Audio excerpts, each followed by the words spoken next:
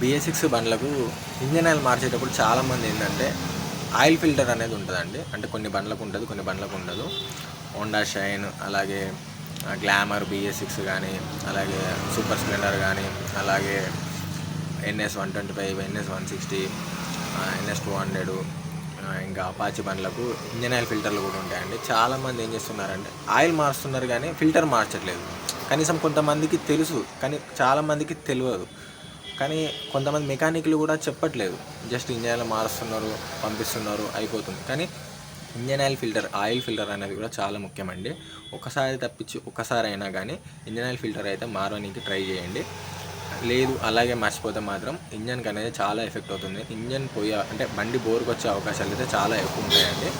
Engine oil filter ఎంతో cost ఉండదు, 50 rupees నుంచి వెళ్ళి 70 రూపీస్, అలాగే కొన్ని 40 రూపీస్ అట్లా ఉంటాయి. కంపెనీని బట్టి రేట్ ఉంటుందండి. మార్చుకుంటే చాలా బెటర్ అండి BS6 బండ్లకు.